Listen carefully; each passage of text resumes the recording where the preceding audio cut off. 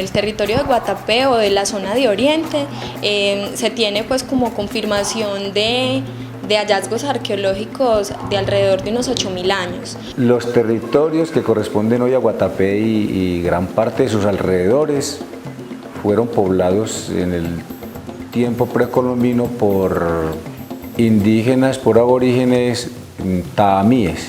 Se habla de los conquiquip, de los guarós, de los guatapés, por supuesto. No eran sociedades muy poderosas, eran sobre todo como familias con algunos liderazgos. De estos grupos se habla que pues tenían pequeñas concentraciones o pequeñas aldeas que vivían como de una pequeña agricultura. Dos comisiones en tiempos de conquista llegaron aquí seguramente con alguna pequeña diferencia de tiempo.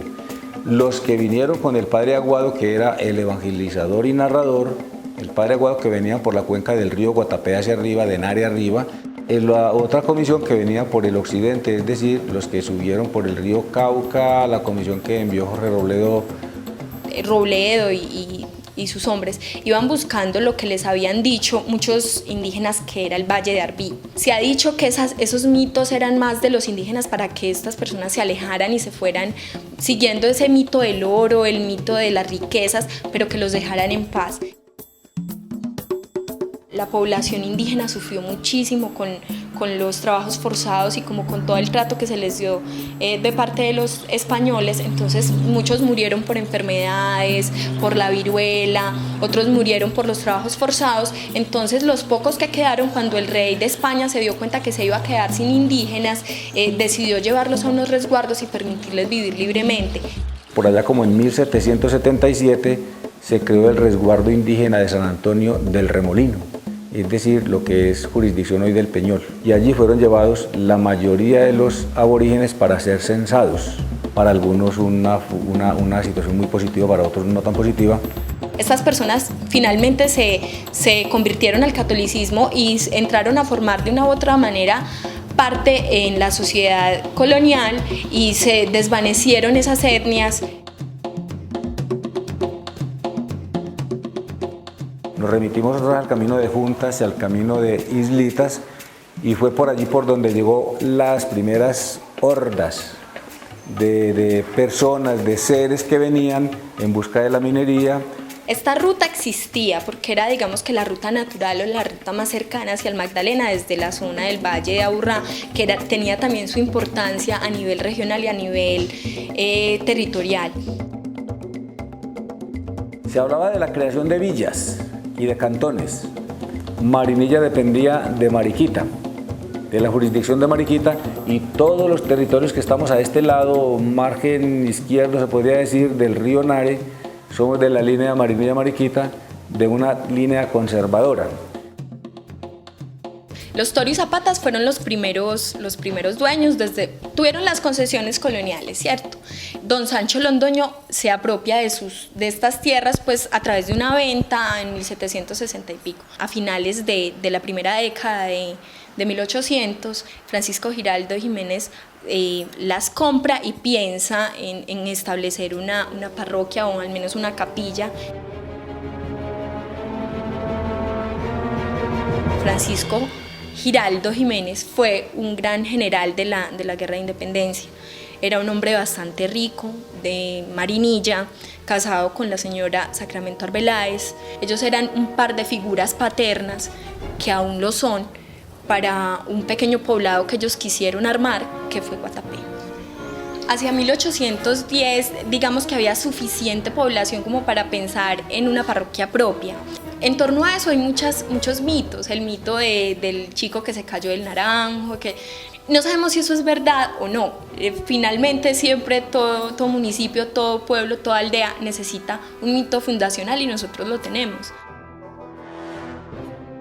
El 4 de octubre de 1811, Francisco Giraldo y Jiménez, después de un proceso de solicitudes que por suerte para Guatapé y para la historia están los manuscritos, era un hombre muy culto en ese sentido porque él mismo redactaba las solicitudes, expresaba las condiciones que él podía ofrecer para la posibilidad de fundar una viceparroquia y una parroquia.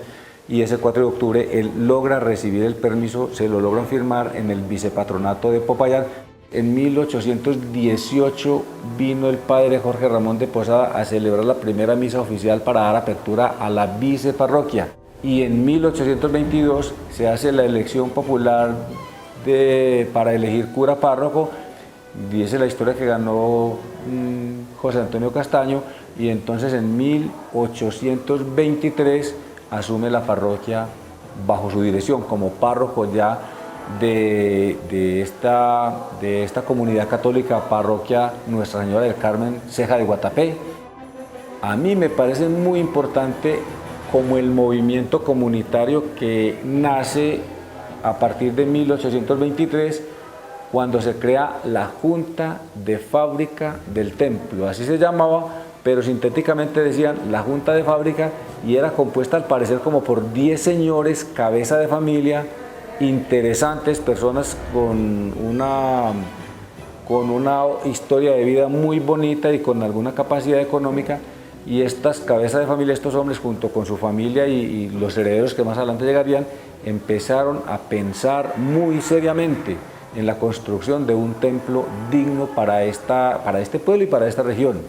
Importante, en 1867, cuando se estrenan la primera parte del templo, no existía todavía la cúpula de atrás, que es muy bonita. En 1905 habían cerrado ya la cúpula de atrás del templo y estaban dándole los últimos toquecitos de pintura.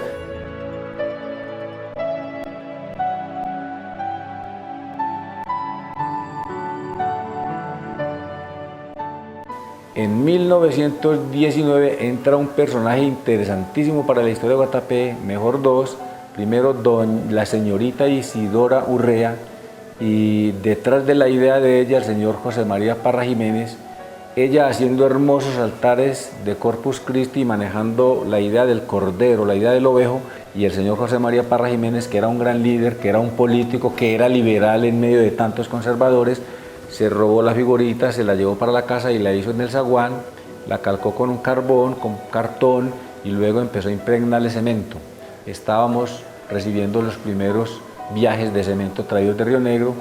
Entonces este señor, con el fin de ganarse un poquito a la oposición, empezó a mandar corderos, un tema católico puramente, y es aquí en 1919 como la fecha en que nace, a partir de los altares del Corpus Christi, nace la idea del Zócalo en Guatapé, y desde esa fecha sigue trabajando hasta que logró llevarlo a la plaza, por las calles, llevarlo a la plaza hasta introducirlo en el templo, pero ya con otras configuraciones. El complejo hidroeléctrico del Nare estaba como en planeación desde la década del 2030. Se sabía que la industria en Medellín, que era creciente, que estaba siendo fortalecida por todo el dinero de los comerciantes de la época de la minería, que empezaron digamos que por la guerra de los 1000 días tuvieron que empezar a pensar dónde iban a poner ese capital, empezaron a hacer industria. La industria implica una gran necesidad de energía, y se sabía que se necesitaba, pero no se sabía de dónde. Se hizo la represa Santa Elena, había una termoeléctrica también cercana, pero no era suficiente como para las proyecciones que se tenían. Entonces empezó a buscar como opciones de hacer un gran embalse. ¿Y dónde se podía hacer? Se definió que fuera en la olla del Nare. En 1950 y 55 EPM se crea como empresa con el propósito de lograr el desarrollo de este macroproyecto.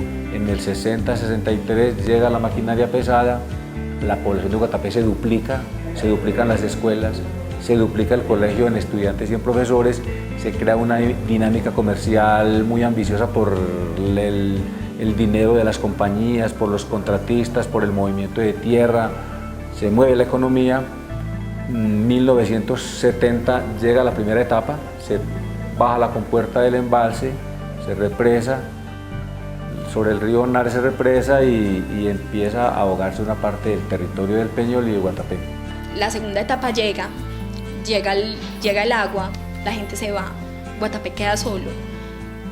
Se va la obra, que en gran medida era la que le daba vida al pueblo, que ya no era agrícola.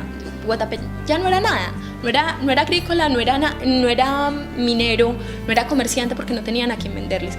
Entonces Guatapé se tiene que volver a repensar.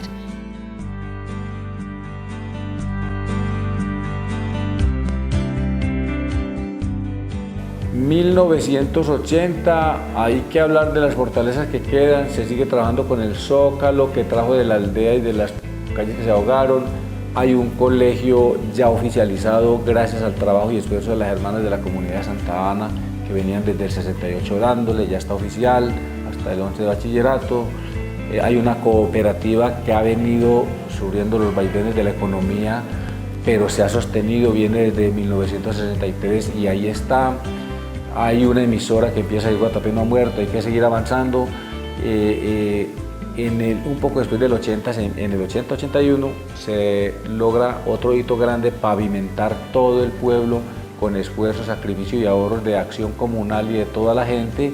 En el 83 se abre la calle de recuerdo como calle de memoria del recuerdo del pueblo que se ahogó, y va empezando como un poquito la dinámica turística, porque un poco después, unos 2-3 años después, asfaltan la vía Marinilla-Guatapé. Con esa cinta de asfalto se nos desborda el turismo a Guatapé, el malecón adquiere otra connotación, el embalse aumenta en su flujo náutico y el turismo, y viene más adelante la elección de alcalde popular para el 90, es decir, al terminar la década ya hay alcalde popular. El primer alcalde aquí es don Bernardo Arcila, y Guatapé ha sido un pueblo privilegiado en asunto político con la elección de alcaldes populares, porque considero hemos sabido elegir. No podemos olvidar que también nos afectó terriblemente la crisis de la violencia en Colombia, en particular en el oriente de Antioquia, que en Guatapé fue reflejada y real entre 1997 y 2002. Fueron 5 años, poco más, poco menos, la parte más intensa de esa violencia, con dolor, con tristeza, con tragedia, que también atrevemos a decir que en esas épocas de violencia la comunidad guatapense logró, en medio del miedo, organizarse mucho, trabajar con los líderes, prepararse para cuando esta fuera decayendo el pueblo creciera. Y me atrevo a decir que el Guatapé fue uno de los pueblos de Oriente que primero se irguió cuando lo de la violencia fue pasando. En 2002 ya Guatapé estaba otra vez empezando a respirar y a abrir las puertas al turismo.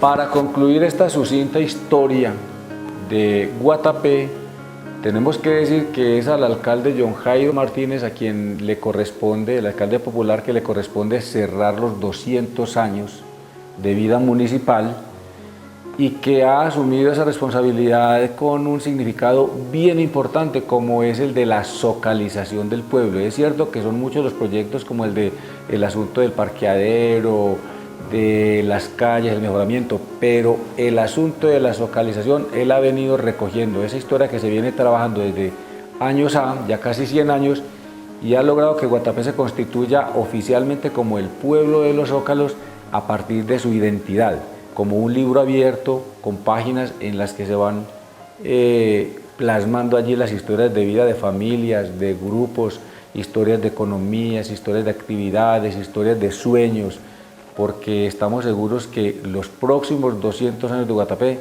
caminarán sobre la historia del Zócalo, que es su propia historia contada en los piedemuro de las casas, calles. Son 200 años, son muchísimos, de una historia muy diversa, una historia salida del molde de las historias de los pueblos de las montañas de Antioquia. El reto en Guatapé es formarnos como seres humanos, que podamos como que casar con la hermosura de nuestro espacio y de nuestros paisajes, o sea, ser igual de bonitos por dentro como personas como lo somos por fuera.